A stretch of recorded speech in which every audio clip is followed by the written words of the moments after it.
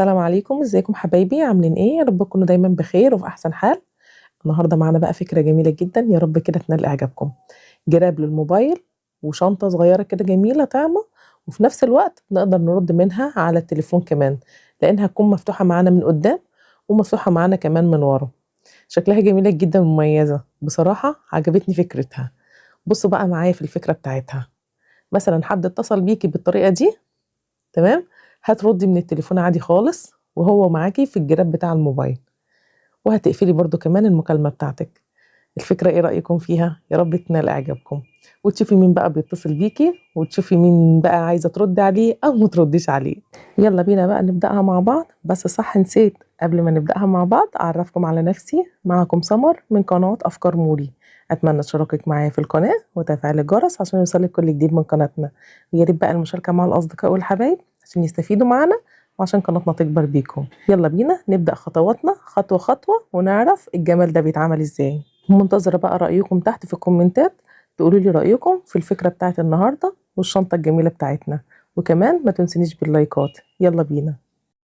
هستخدم خيط سلسلة، وهستخدم معاه مقاس الإبرة معانا رقم 4. أول حاجة معايا عقدة البداية، وهبدأ أطلع ب10 سلاسل.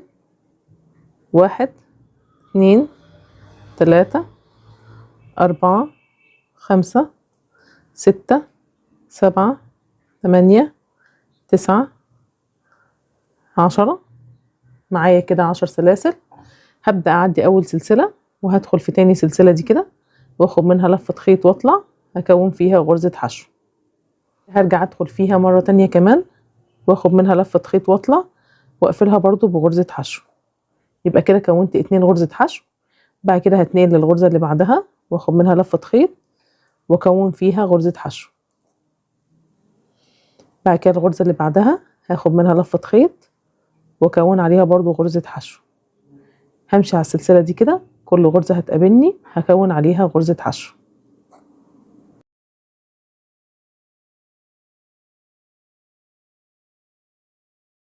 بالشكل ده كده مشيت على السلسلة بتاعتي كلها غرزة حشو. هنيجي عند اخر غرزة معايا هنا كده وهدخل اكون فيها 2 غرزة حشو من الجنب ده. 1 هدخل تاني في نفس السلسلة واكون تاني غرزة حشو. بعد كده هلف الشغل الجنب التاني كده. فتلة البداية دي هاخدها معايا كده جوه الشغل وهندريها، وهدخل جوه نفس الغرزة اللي انا اشتغلت فيها 2 دي برضو واشتغل فيها 2 كمان. يعني انا كده اشتغلت فيها 4 غرزة حشو. 1 2 كمان اهم.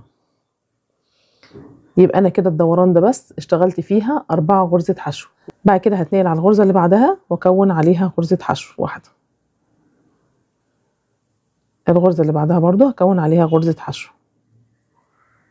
همشي برضو نفس الحكاية، كل غرزة هتقابلني هشتغل عليها غرزة حشو لغاية لما اوصل عند اول غرزة. مشينا على كل غرزة غرزة حشو. هنيجي عند اخر غرزة معايا اللي انا اشتغلت فيها غرزتين في اول الشغل خالص، هدخل معاهم تاني اشتغل برضو غرزتين حشو عشان اخلي الزاوية بتاعت ناحية اليمين اللي فيها 4 غرزة حشو زيها بالظبط الناحية التانية ويكونوا متساويين. يبقى انا كده هنا كمان لسه لي 2 غرزة حشو كمان. ادي واحدة في نفس المكان التانية. بعد كده هنبدأ ندخل بقى في اول غرزة حشو احنا كوناها في الدور ده، واخد منها لفة خيط واسحبها بغرزة منزلقة، وبكده قفلت الدور ده. كده معايا دي ارضية الشنطة بتاعتنا. بعد كده هنبدأ نطلع بقى هنا كده سلسلة. نفس الغرزة اللي انا لسه داخلة فيها دلوقتي هدخل فيها، بس مش هدخل في اللوب الامامي، هدخل في اللوب الخلفي. هدخل كده في اللوب الخلفي واسيب اللوب الامامي واخد منها لفة خيط واطلع اكون فيها غرزة حشو. الغرزة اللي بعدها برضو هسيب اللوب الامامي وهاجي عند اللوب الخلفي وهدخل كده من النص واكون فيها غرزة حشو.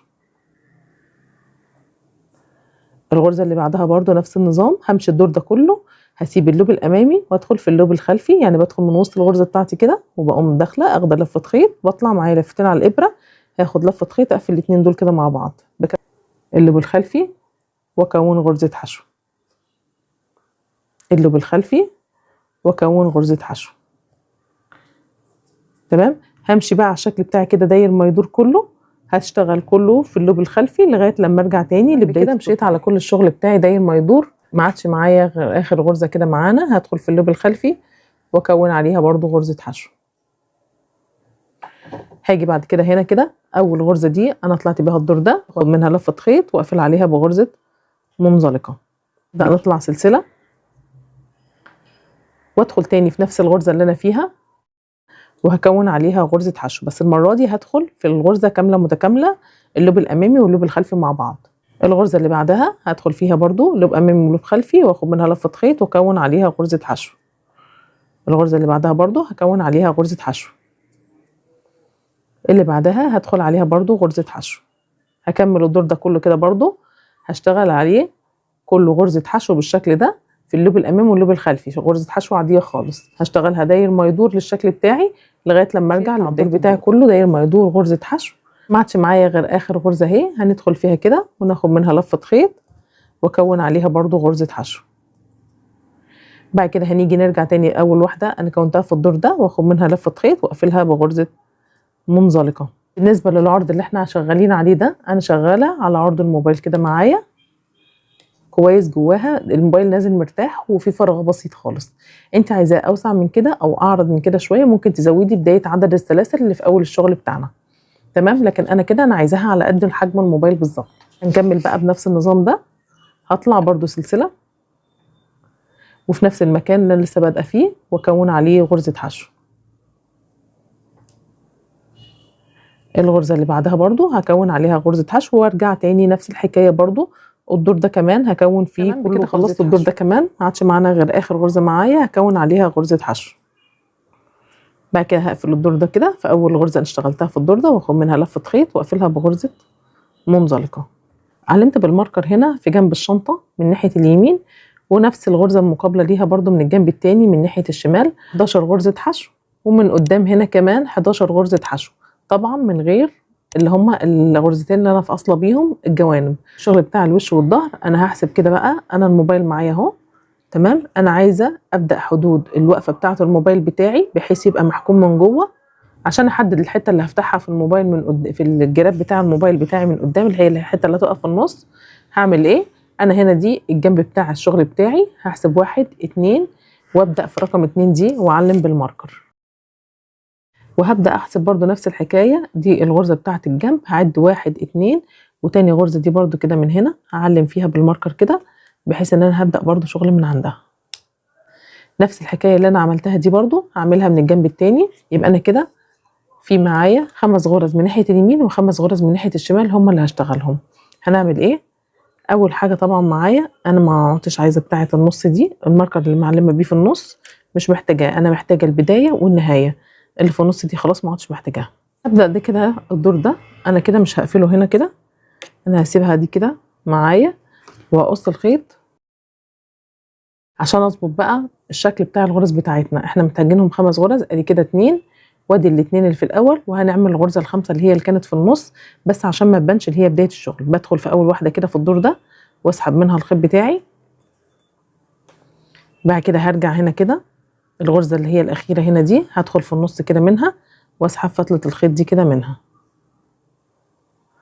وبكده بتكون اتشكلت معايا وبتبقى مظبوطه معانا اكتر. عدد الغرز بتاعتنا كده بقى مظبوط كده معايا 1 2 3 4 5 علشان الغرز بتاعتنا تكون مظبوطه. وهاخد فتله الخيط دي بقى كده وهبدا اداريها في وسط الشغل بتاعي.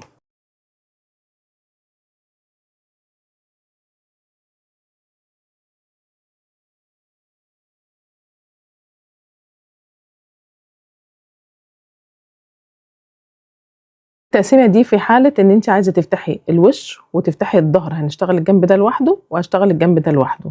في حاله بقى ان انت عايزه تشتغلي الوش بس هو اللي هيكون مفتوح، زي ده من اول الغرزه دي كده معايا عشان يبقى وش الشغل بتاعي لبره، والف وارجع تاني عند الطرف التاني من الجنب ده. اول غرزه معايا احنا معلمينها بالماركر كده، في الغرزه اللي احنا كنا معلمينها بالماركر اسحب الخيط معايا وابدا اطلع في اول واحده دي من معايا من الجنب ده واخد منها سلسله وانزل في نفس المكان ده واكون فيها غرزه حشو. كده الغرزه اللي بعدها هشتغل عليها برضو غرزه حشو. الغرزه اللي بعدها هشتغل برضو عليها غرزه حشو. يبقى كده 3 4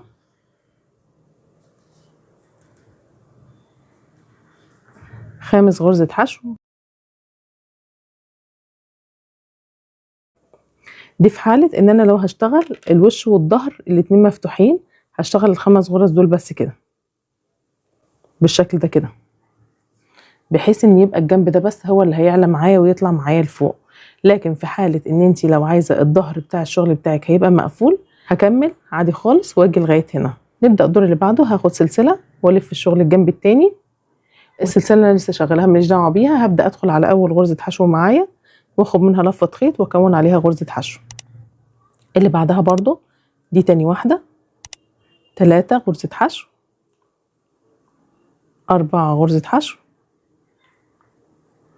خامس واحدة ابدأ برضو اكون عليها غرزة حشو.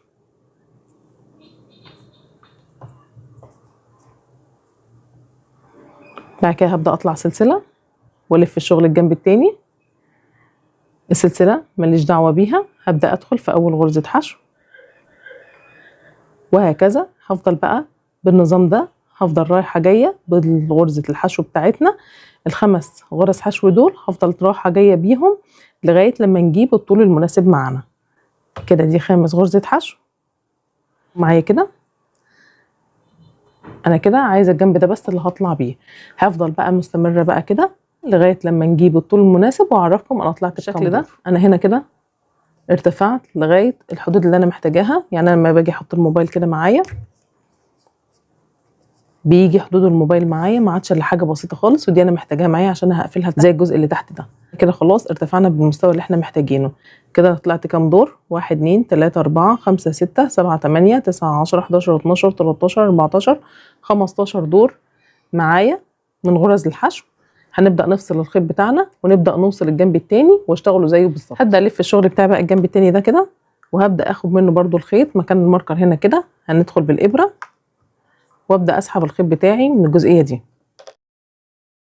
وابدا اطلع اول حاجه سلسله.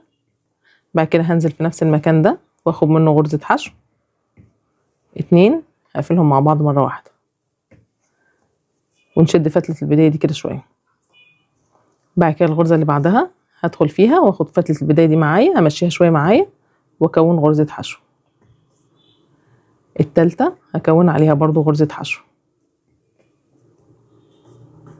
رابع واحده برضو هكون عليها غرزه حشو. اخر واحده اللي هي اللي انا معلماها بالماركر دي اللي هي رقم 5. زي ما احنا اتفقنا احنا عاملين 5 غرز يمين و5 غرز شمال. هاخد اخر واحده دي واخدها برضو واطلع كده واكون عليها غرزه حشو. بعد كده هاخد سلسله والف الشغل بتاعي الجنب التاني. نفس اللي انا عملته الجنب ده هو اللي انا هعمله الجنب التاني. هطلع برضو بنفس الحكايه 15 دور عشان يبقوا نفس الارتفاع. نفس الجنب ده اشتغلته زي الجنب التاني ال5 غرز حشو وطلعت بيهم 15 دور زي ما احنا اتفقنا. هنعمل ايه بقى؟ احنا كان بيبقى فيه فرق هنا معايا قدام هنا 7 غرز حشو، تمام؟ كل واحد حسب ما هيتوقف قدام هنا معاه كام غرزه. هبدا دلوقتي اطلع ب7 سلاسل. 1 2 3 4 5 6 7. ونيجي كده على الجنب التاني واخد غرزه منزلقه، باخد لفه خيط واسحبها من اللي معايا على الابره. لفه خيط واسحب من اللي معايا على الابره. دي تاني واحده. التالتة برضو هسحب منها غرزة منزلقة. رابع واحدة هسحب منها برضو غرزة منزلقة. خامس واحدة اخر واحدة هسحب عليها برضو غرزة منزلقة. من بعد كده هبدأ اعد تاني 7 سلاسل. 1 2 3 4 5 6 7. والف الشغل بقى بتاعي كده الجنب التاني. هاجي هنا كده وادخل فيها واخد منها لفة خيط واقفل برضو بغرزة منزلقة. بسحب من اللي على الابرة الفتلة الخيط اللي معايا بسلسلة. بعد كده هنزل في اول واحدة دي واكون عليها غرزة حشو. التانية هكون عليها برضو غرزة حشو. 3 حشو. رابع واحدة من بتاعة الجنب حشو. خامس واحدة من بتاعة الجناب برضو دي هاخد فيها غرزة حشو. اجي عند اول غرزة سلسلة انا كونتها هنا وادخل فيها واخد منها لفة خيط واكون عليها غرزة حشو. السلسلة التانية واكون عليها غرزة حشو. 3 4 5 6 في السلاسل، رقم 7 اللي هي اخر واحدة انا مكوناها معايا من فوق، وبرضو هقفل عليها بغرزة حشو. بعد كده هبدأ اتنقل بقى للخمس غرز حشو اللي بتوع الجنب هنا كده، دول الغرزة بتاعة الحشو بتاعة الأساسية فوق اهي، واشتغل عليها غرزة حشو. ادي واحدة، التانية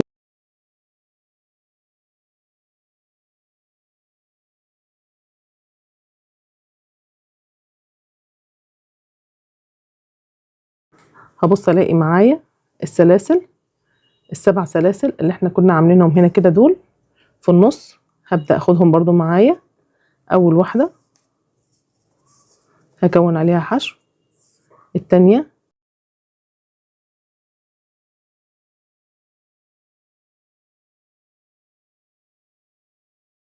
سابع غرزة واخر غرزة معايا في الدور ده اللي هي من غرز السلاسل اللي بتبقى موجودة في النص. بعد كده هاجي عند اول واحدة انا كونتها هنا دي، من هنا غرز الحشو واقفل فيها بغرزة منزلقة. بعد كده هطلع سلسلة وادخل في اول واحدة واكون عليها غرزة حشو، بعدها برضو وهبدأ امشي بقى على الشغل بتاعي كله داير ما يدور، كله غرزة حشو لغاية لما ارجع تاني لاول غرزة حشو. ما عادش معانا غير اخر واحدة هكون عليها غرزة حشو كده برضو، واجي في اول واحدة انا كونتها في الدور ده واخد منها لفة خيط واقفلها بغرزة منزلقة زي ما اشتغلت من هنا 1 2 3 ادوار من اللي هي المقفولين دي. هشتغل نفس الحكاية من فوق برضو 3، يعني انا هطلع كمان بدور كمان غرزة حشو. تمام، سلسلة هاجي عند اول غرزة كده معايا اللي انا لسه طالعة منها دي واخد منها غرزة حشو. بعد كده هاجي الغرزة اللي بعدها برضو هكون عليها غرزة حشو، همشي الدور ده كمان. يبقى انا كده هشتغل فوق السلاسل بتاعتي 3 ادوار هشتغل عليها غرزة حشو. بكده خلصت الدور ده كده خلاص تمام. هنبدأ نقص الخيط بتاعنا ونبدأ نقفله بنفس الطريقة. بسحب الخيط كده معايا، بدخل جوه اخر غرزة، اول غرزة انا عايزة اقفل فيها كنت هقفل فيها دي، واسحب منها الخيط بالشكل ده معايا، وارجع عند الاخر واحدة معايا انا كنت شغالة فيها دي، وادخل من النص كده واسحب فتلة الخيط دي كده معايا، بحيث اكون من فوق هنا كده معايا شكل الغرزة بتاعتنا، ويبقى الشكل كله متساوي شبه بعضه. وابدأ اجي في الغرزة اللي بعدها من ورا كده واسحب الفتلة دي كده معايا لجوه، واخدها كده من جوه الشغل بتاعي وابدأ اداريها جوه الشغل بتاعنا.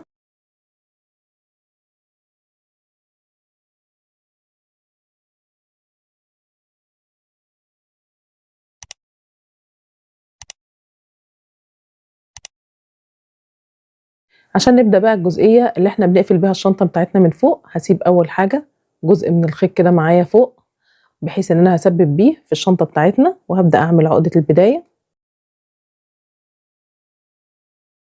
وابدأ اطلع معايا 5 سلاسل، 1 2 3 4 5. هسيب اول سلسلة معايا وهاجي عند تاني سلسلة ادخل فيها وابدأ اكون فيها غرزة حشو. السلسلة التانية هكون برضو فيها غرزة حشو، التالتة غرزة حشو،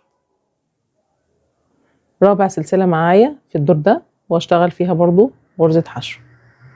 بالشكل ده كده كونت 4 غرزة حشو. هاخد سلسلة والف الشغل بتاعي الجنب التاني، وبنفس نظام شغلنا هنسيب السلسلة اللي انا لسه طالعة بيها وادخل في اول غرزة حشو واكون فيها غرزة حشو. هفضل ماشية بقى على ال4 غرز حشو دول لغاية لما اجيب الطول المناسب معايا 11 دور من غرز الحشو دي. تمام، يبقى كده الجزء اللي انا هقفل بيه الشنطة طلعت ب11 دور.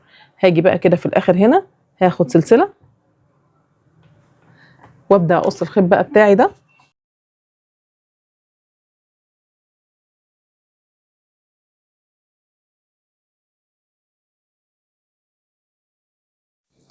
هنبدأ بقى نوصل طرف الخيط اللي احنا سايبينه في اول الشغل بتاعنا في ابرة التنظيف، ونبدأ نوصله في ظهر الشنطة بتاعتنا من ورا. معايا 4 غرز كده اللي في النص دول، هنبدأ نوصل فيهم الشغل بتاعي في بعضه، يعني هعمل الجزء اللي انا اشتغلته دلوقتي مع الشنطة نفسها. هنعمل كل غرزة بالمقابل ليها في الجنب التاني من الشكل اللي معايا، وهمشي بقى على الشكل بتاعي كله داير ما يدور، بحيث ان هي تبقى ماسكه في بعضها كويس. يعني همشي كده، هطلع من غرزه وانزل لتحت كده في الشنطه بتاعتي، وارجع اطلع تاني من الشنطه للجزء اللي احنا فيه دوت عشان نوصله كويس. همشي عليه بقى كده داير ما يدور. ده كده بيكون شكلها معانا. وانا هنا كده بقى ركبت اللي هو القفل المغناطيس بالابره والخيط العاديين عشان نبدا خالص. بقى ايد الشنطه، هنجيب الخيط بتاعنا كده وهنيجي في جنب الشنطه من الجنب، هدخل في الغرزه بتاعه الجنب دي كده واسحب الخيط بتاعي وابدا اشتغل في الغرزه دي كده معايا. اول حاجه هطلع سلسله وهبدا اشتغل في الغرزه دي غرزه حشو، هاخد لفه خيط واطلع معايا لفتين على الابره، هاخد لفه خيط اقفل الاتنين كده مع بعض. بعد كده عشان اطلع الدور اللي بعده هاخد الفتله التانية، يعني غرزه الحشو بتبقى فتلتين كده، هاخد التانية ادخل فيها واخد منها لفه خيط واطلع معايا لفتين، هقفل الاتنين كده مع بعض. اتكون معايا لفتين كده قدامي، هدخل في اللفه التانية واخد منها لفه خيط واقفل الاتنين مع بعض. بعد كده هاخد اللفه التانية دي وادخل فيها واخد منها لفه خيط واقفل الاتنين مع بعض، وهكذا بقى هكمل بنفس النظام ده لغايه لما اوصل للطول المناسب معايا. ده هيكون شكل الايد معايا كده المناسب معايا. هنبدا بقى نثبتها كده في الشنطه بتاعتنا على الجنب التاني من الزاويه بتاعه الشنطه بتاعتنا، وادخل كده بالابره في الجنب واخد منها لفه خيط، هيطلع معايا لفتين، هسحب منها غرزه منزلقه، هسحبها من اللي على الابره بالشكل ده كده معايا. بعد كده هاجي على الغرزه اللي بعدها واخد منها لفه خيط واطلع برضو اسحبها بغرزه منزلقه، هقوم اخده غرزه سلسله وهسيب مسافه من الخيط كده وانضف عليها جوه الشغل بتاعي.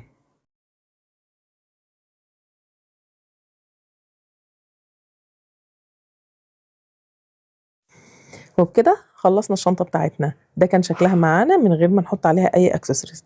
دلوقتي بقى لو حابه تزينيها انت باي حاجه زينيها حسب رغبتك. انا مجرد حطيت 3 وردات ناعمين. وبكده خلصنا الشنطه بتاعتنا النهارده. يا رب تكون نالت اعجابكم. يا ريت بقى ما تنسينيش باللايك والاشتراك وتفعيل الجرس عشان يوصلك كل جديد من قناتنا، والمشاركه مع الاصدقاء والحبايب عشان يستفيدوا معانا وعشان قناتنا تكبر بيكم. ومنتظره كومنتاتكم اللي بتشجعني. كان معاكم سمر من قناه افكار موي. مع السلامه.